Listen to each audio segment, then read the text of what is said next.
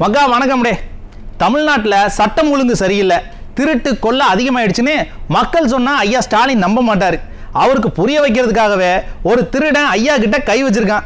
ஐயா கிட்டனா அவர் வீட்லையான்னு கேட்காதீங்கப்பா, அங்கெல்லாம் பலத்த பாதுகாப்பு இருக்கும். இங்கே மக்களுக்கு தான் பாதுகாப்பு இருக்காது. கோயம்பேடில் இருந்த ஒரு கவர்மெண்ட் பஸ்ஸை ஒரு திருடன் திருடிட்டு போயிட்டார். திருடிட்டு அவன் நெல்லூருக்கு போகிற வரைக்கும் எந்த போலீஸும் பிடிக்கல.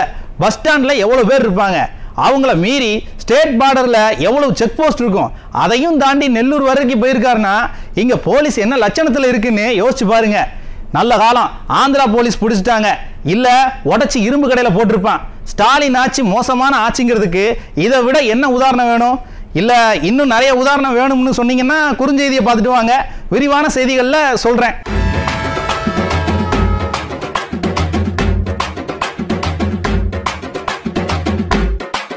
கவர்மெண்ட் பஸ்ஸை திருடிட்டு ஒருத்தர் நெல்லூர் வர போயிருக்கான். கவர்மெண்ட் பஸ்ஸை பாதுகாக்க தெரியாத அமைச்சர் சிவசங்கர் அதிக ஒளி எழுப்பும் ஹாரன் கொண்ட வாகனங்களை இவரே நேரில் போய் படிச்சு அபராதம் போடுதாராம், அட்வைஸ் பண்ணுதாராம். அதுக்கான ஆபீசர்ஸ்லாம் வேலையில இருக்காங்க. உங்களுக்கு எதுக்கு இந்த டிராமா? பதிலுக்கு உங்களை மாதிரி நாங்க வண்டியை தொலைக்க மாட்டோம் சார், பத்திரமா வச்சுப்போம்னு லாரி டிரைவர் அட்வைஸ் பண்ணா அமைச்சர் முகத்தை எங்க தூக்கி வச்சுப்பாரு?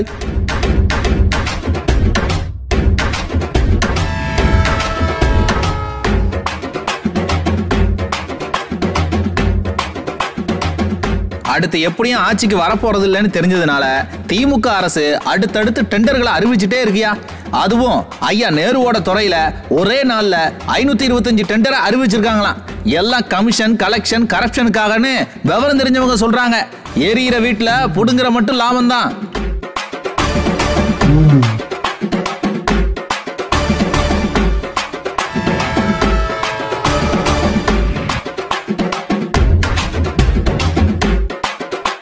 ஓரணியில வாங்கன்னு ஐயா ஸ்டாலின் ஒப்பாரி வைக்காத குறையா திமுக காரங்க கிட்ட கெஞ்சிட்டு இருக்கிறாரு. அந்த அளவுக்கு திமுகக்குள்ள பல கோஷ்டி பூசல் இருக்கு. இந்த நிலையில அமைச்சர் பிடிஆர் ஐயா ஸ்டாலினோட நிகழ்ச்சிகளை புறக்கணிக்கிறாராம். ஏற்கனவே தலைமை குடும்பத்தோட ஊழலை வெளியே சொன்னவரு தேர்தல் நேரத்துல என்ன செய்ய போறாரோன்னு குடும்பம் கதிகலங்கி போயிருக்கான்.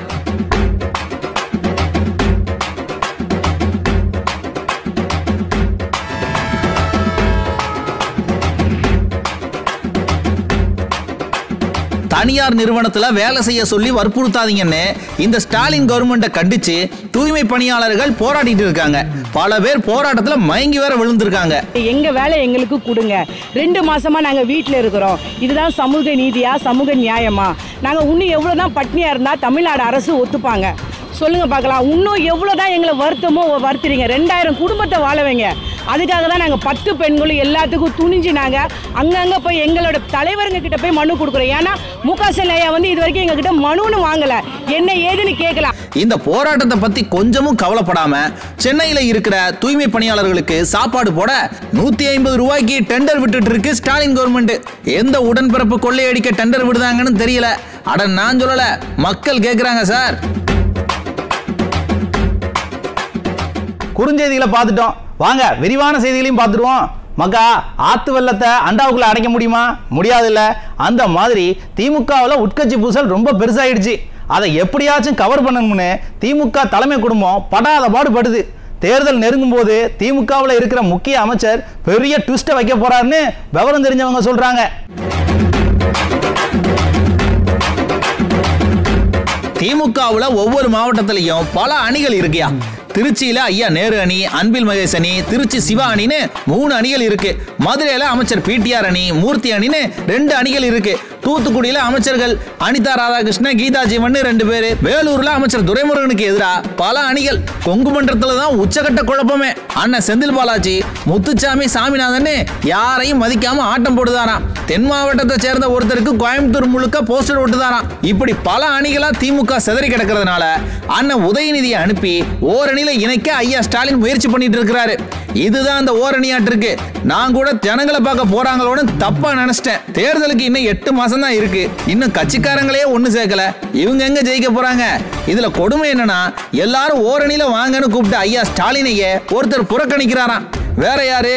அண்ணன் பிடிஆர் தான். எப்போ 30,000 கோடி ரூபாய் ஆடியோ வந்துச்சோ அப்போ இருந்தே அண்ணன் பிடிஆரை திமுக குடும்பம் ஒதுக்கி வச்சிருச்சு. ரொம்ப நாளா கடுப்புல இருந்தவர் இப்ப ஐயா ஸ்டாலினை ஒதுக்க ஆரம்பிச்சிட்டாரு. ஐயா ஸ்டாலின் ஜெர்மன் போயிட்டு வந்தாரு, அப்ப வரவேற்புக்கு கூட அண்ணன் வரலையே. தேர்தல் நெருங்கும் போது பெரிய ட்விஸ்ட் வைக்க காத்திருக்கிறாரு பிடிஆர்னு நாம சொல்லலப்பா, விவரம் தெரிஞ்சவங்க சொல்றாங்க. ஏற்கனவே திமுக குடும்பத்தோட கொள்ளையை அம்பலப்படுத்தினவர் அடுத்து எந்த குண்டத்துக்கு போட போறாரோ தெரியல. சம்பவம் செய்ய தயாராகிட்டாருன்னு அவரோட ஆதரவாளர்களும் என்ன சம்பவம் செய்ய போறாரோன்னு திமுக உடன்பிறப்புகளும் பேசிக்கிறாங்க. தூய்மை பணியாளர்களோட பேரை சொல்லி வருஷம் 50 கோடி ரூபாய் வர ஆட்டையை போட அருமையா பிளான போட்டிருக்கிற திமுக கும்பல் சென்னையில தூய்மை பணியாளர்களுக்கு தினமும் சாப்பாடு போட போறாங்களாம். அப்ப மற்ற ஊர்ல இருக்கிற தூய்மை பணியாளர்களுக்கு யார் போடுவா? சரி, இந்த கான்ட்ராக்டை எடுக்க போற அந்த திமுக உடன்பிறப்பு யாரு? நீங்க சம்பாதிக்க ஏன் தூய்மை பணியாளர்களோட பேரை பயன்படுத்துறீங்க? அட நான் கேட்கல சார், மக்கள் கேட்கிறாங்க.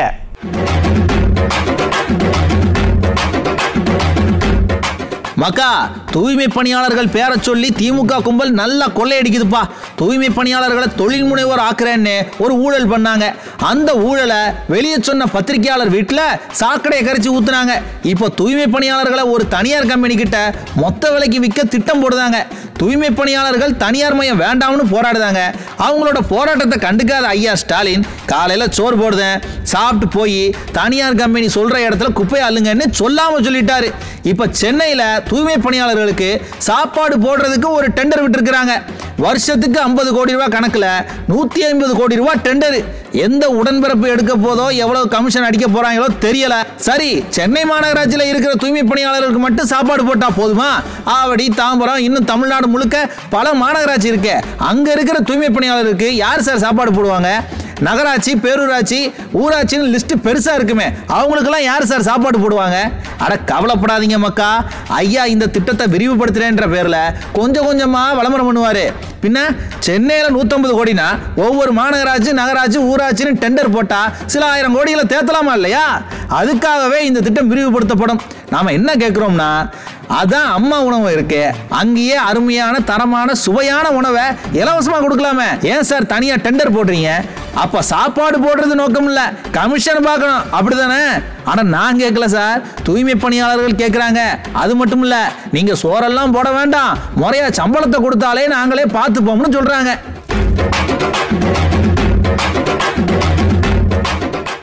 திமுக ஆட்சியில் நடக்கிற அட்டூழியங்களை, அராஜகங்களை தட்டி கேட்ட சமூக ஆர்வலர்கள் ஜகபர் அலி, ஜாகிர் ஹுசைன் வரிசையில அடுத்ததா ஒரு பழனிசாமி கொலை செய்யப்பட்டிருக்கிறாரு. கொன்னது யார் தெரியுமா? திமுக பேரூராட்சி தலைவர். பாருங்க மக்களே, நீங்க விடியல் விடியல்னு விளம்பரத்தை பார்த்து ஓட்டு போட்டு தேர்ந்தெடுத்த திமுகவை சேர்ந்த பிரதிநிதிகள் கொலைகாரங்களா நிக்கிறாங்க. இப்படியாப்பட்ட கட்சிக்கு ஓட்டு போட்டவங்க வெக்கப்படணும். ஸ்டாலின் வெக்கப்பட வச்சுட்டாரு.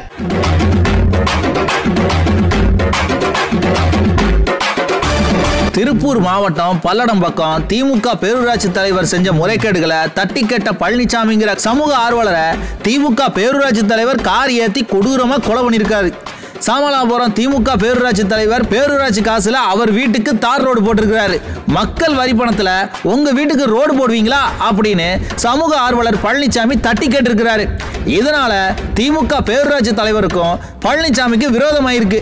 ரொம்ப நாள் கடுப்புல இருந்த திமுக பேரூராட்சி தலைவர் பழனிசாமியை கார் ஏத்தி கொலை பண்ணிட்டாரு. காவல்துறையும் திமுக பேரூராட்சி தலைவர் குடிபோதையில காரை ஓட்டி விபத்தை ஏற்படுத்திட்டாருன்னு கேஸை முடிக்க பார்த்திருக்கிறாங்க. காவல்துறை திமுக ரவுடிகளை காப்பாத்த எப்படியெல்லாம் வேலை பார்க்குது பாருங்க. நல்ல காலம். இப்ப உண்மை என்னன்னு வெளியே தெரிஞ்சிருச்சு. திமுக பேரூராட்சி தலைவர் திட்டம் போட்டு கொலை பண்ணியிருக்கிறாருன்னு அந்த ஊர் மக்கள் வேதனையோட சொல்லுதாங்க. சென்னையில ஒரு திமுக கவுன்சிலரோட பேரன் ஒரு இளைஞரை காரை வச்சு விரட்டி விரட்டி ஏத்தி கொலை பண்ணான்னு ஒரு செய்தி வந்தது, ஞாபகம் இருக்கா? இந்த காவல்துறையும் பொம்மை முதல்வரும் என்ன செஞ்சாங்க? எதையும் செய்யல. அதோட தொடர்ச்சி தான் இந்த சம்பவம் எல்லாம்.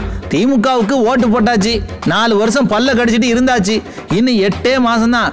கொலை பண்ணாலும் கொள்ளையடிச்சாலும் அமைதியா பார்ப்போம். வர்ற தேர்தலையாவது இப்படி கொலை செய்யக்கூடிய நபர்களை ஒதுக்கிட்டு நல்லவங்க பக்கம் நில்லுங்க மக்கா, அப்படிதான் நான் சொல்லுவேன். மக்கா, அண்ணன் திருமாவளவனுக்கு கொஞ்சம் கூட கூச்சமே இருக்காதா? இல்ல தெரியாம தான் கேட்கிறேன். திமுக ஆட்சியில சமூக நீதி இருக்குன்னு பேசியிருக்கிறாரு. இன்னைக்கு சென்னையில ஒரு பட்டியல் சமூகத்தை சேர்ந்த மாணவனை கூட படிக்கிற ஒரு பொண்ணோட வீட்டுக்கு வரவழைச்சு சட்டையை கழட்டி தலையில 3 தடவை வெட்டி இரும்பு ராடால கொடூரமா அடிச்சிருக்காங்க. சினிமாவில் பார்த்த மாதிரி இருக்குல்ல? சினிமாவில் தென் மாவட்டங்கள் நடக்கிற மாதிரி சொல்லியிருப்பாங்க. ஆனால் ஐயா ஸ்டாலின் ஆட்சியில் தலைநகர் சென்னையிலேயே நடக்கு. வெக்க கேடு. இந்த ஆட்சிக்கு முட்டு கொடுக்க திருமாவளவன் அண்ணன் மட்டும் இல்ல, கம்யூனிஸ்டுகளும் வெக்கம் இல்லாம முட்டு கொடுக்குறாங்களே. இனியும் இந்த கும்பலை நம்புனீங்கன்னா எல்லாரும் அடிச்சுக்கிட்டு சாக வேண்டியதுதான். சரி மக்களே, வர்ற தேர்தலையாச்சும் தெளிவா முடிவெடுங்க. இன்னைக்கு நிகழ்ச்சி இதோட முடியுது. நாளைக்கு மறுபடியும் சந்திப்போம். நன்றி, வணக்கம்.